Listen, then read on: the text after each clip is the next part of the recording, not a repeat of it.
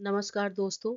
आज हम पढ़ेंगे धर्मवीर भारती की लिखी कविता क्योंकि बीबीए थर्ड सेमेस्टर। भारती जी का एक संक्षिप्त परिचय जानते हैं। इनका जन्म 25 दिसंबर 1926 को इलाहाबाद में हुआ था और इलाहाबाद में ही उन्होंने उच्च शिक्षा पाई। विद्यार्थी जीवन से ही पत्रकारिता में संलग्न रहे, अध्यापन कार्य भी किया। परिमल संस्था के साथ उनकी सक्रिय भागीदारी रही। बाद में फिर यह धर्मयुग पत्रिका के प्रधान संपादक के रूप में विशिष्ट परिस्थिति बनी रही। लेखन की शुरुआत कॉलेज के दिनों से ही हुई। बतौर कवि दूसरा सप्तक में शामिल किए जाने से पहले उनको एक उपन्यास, दो कहानी संग्रह, एक समीक्षा ग्रंथ और अनुवाद की एक किताब प्रकाशित हो चुकी थी। वह कविताएं कम लिखते थे।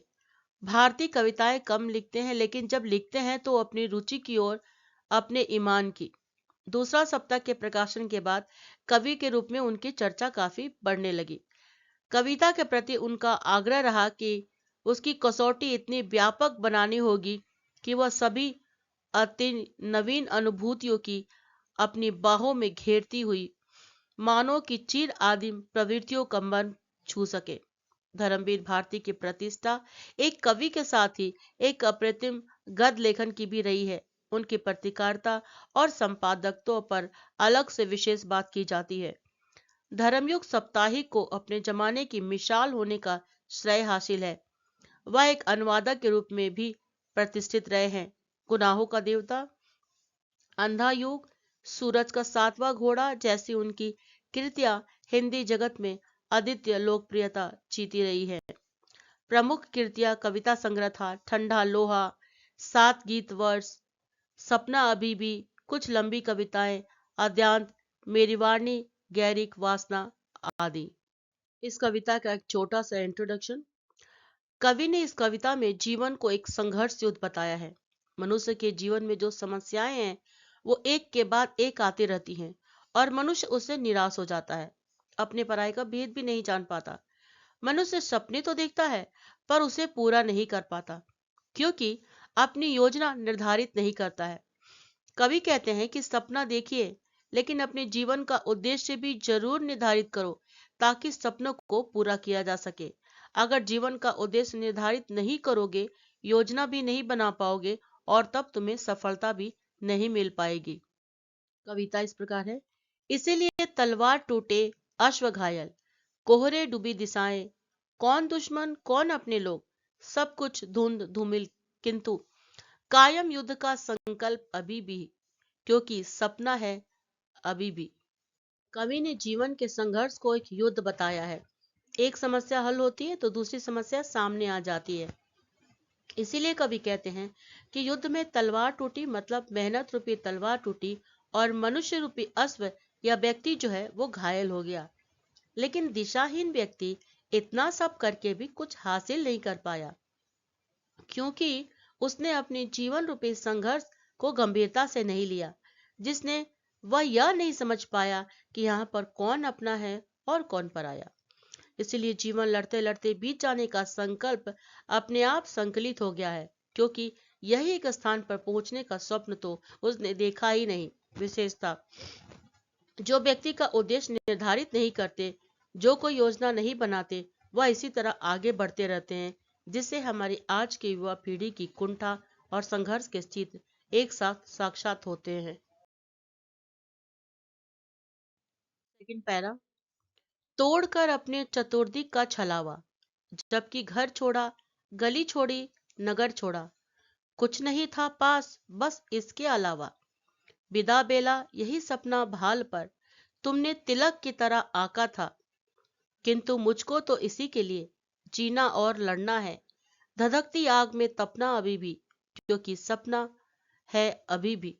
इसका भावार्थ है, कवि कहते हैं कि जो बिना योजना बनाए जिंदगी के बड़े बड़े फैसले लेकर अपना घर, गली, नगर, देश छोड़कर निकल जाते हैं, केवल एक सपना लेकर, वह सपना घर छोड़ते समय माथे पर तिलक के समान सुशोभित हो जाता है, लेकिन जीवन पथ पर भटकते रहते हैं, क्योंकि सपने को पूरा करने के लिए किया कोई योजना नहीं बनाई है, जिससे यात्रा खत्म ही नहीं होती और कोशिश करते करते एक युग बीत जाता है। शायद भूल भी जाओगे कि क्या सपना देखा था, कहाँ जा रहे थे। केवल चलना, लड़ना और युद्ध याद रह जाता है, क्योंकि कहीं पहुंचे ही नहीं हो, क्योंकि तुमने कुछ हासिल ही नहीं किया है।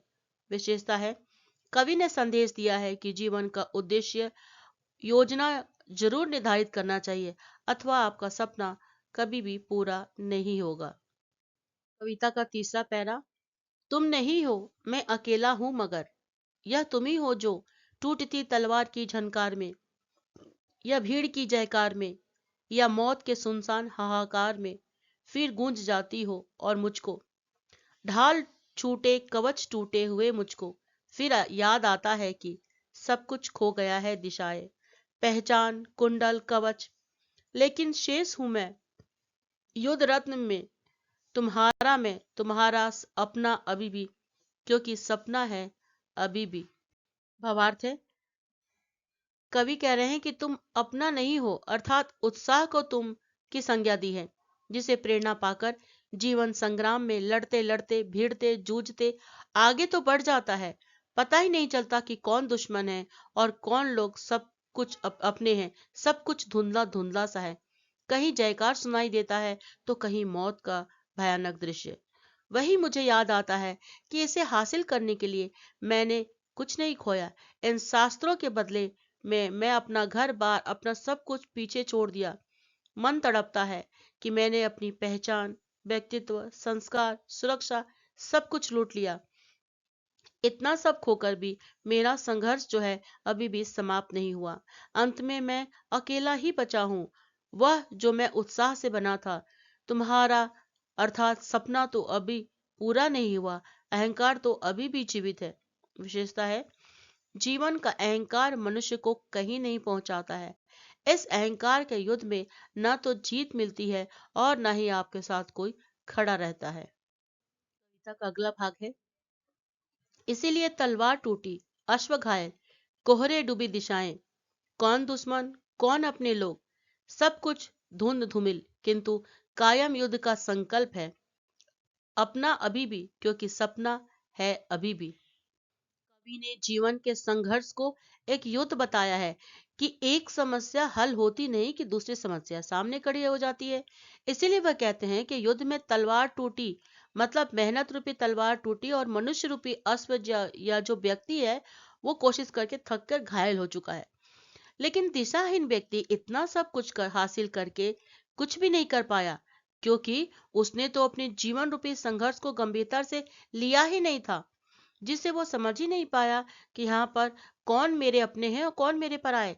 इसलिए जीवन लड़ते लड़ते बीत जाने का संकल्प तो अपने आप संकलित हो गया है, क्योंकि यही एक स्थान पर पहुंचने का स्वप्न उसने तो नहीं देखा था। विशेषता, जो जीवन का उद्देश्य निर्धारित नहीं करते, जो कोई योजना नहीं बनाते, वह इसी तरह यूं ही आगे बढ़ते रहते हैं, जिसमें हमारी आज की युवा पीढ़ी की कुंठा और संघर्ष के चित्र एक साथ साक्षात होते हैं।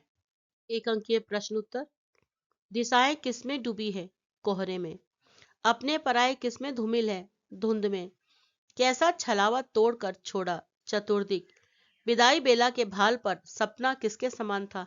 तिलक के समान। कैसी आग में तपना अभी भी बाकी है, धधकती। किसकी जयकार सुनाई देती है? भीड़ की। मौत की कैसी हाहाकार गूंज जाती है? भीड़ के। सुनसान में सब किस तरह शेष है? युद्धरत। किस तरह याद आता है कि सब कुछ खो गया है? तड़प कर। क्योंकि कविता के रचनाकार का नाम धर्मवीर भारती। सपने पूरे करने की यात्रा में कौन घायल था? अश्वरूपी मनुष्य। कैसा छलावा तोड़कर घर छोड़ा? चतुर्दिक। 5 मार्क्स के लिए टिप्पणी लेखन आएगा। टिप्पण लेखन, काव्य संकलन, काव्य सरस में संकलित क्योंकि से लिया गया पद है। कवि धर्मवीर भारती हैं। इस कविता में क्योंकि शब्द अर्थात अपूर्णता का संकेत देता है कि यात्रा पूर्ण नहीं हुआ, क्योंकि स्वप्न पूरा नहीं हुआ, क्योंकि योजना नहीं बनाई गई, इसीलिए तलवार टूटी और अश्व घायल हुए, अर्थात सारे प्रयास व्यर्थ हुए। इसलिए यात्रा प्रारंभ करने से पहले पूर्ण योजना बनाना बहुत ही आवश्यक है। अन्यथा ना तो यात्रा पूरी होती है और ना ही सपने पूरे होते हैं। और साथ ही इस अंधी दौड़ में जीवन का हम उद्देश्य भी भूल जाते हैं कि हमने क्या सपना देखा था। व्यक्ति स्वप्न पूरी करने के चाह में सब कुछ खो देता है, यहाँ तक कि संस्कार भी, लेकिन हासिल कुछ नहीं कर पाता। इसीलिए जरूरी है कि जीवन को योजनापूर्ण तरीके से जिया जाए। व्याख्या के लिए आप मेरे वीडियो के पूरे भाग का इस्तेमाल कर सकते हैं, जो कि 7-7 मार्क्स का होता है और 1 अंक के प्रश्न और टिप्पणी लेखन है। उम्मीद करती हूँ कि आपको ये वीडियो पसंद आएगा, और अगर पसंद आए तो वीडियो को सब्सक्राइब, लाइक, कमेंट, शेयर करना ना भूलें। धन्यवाद।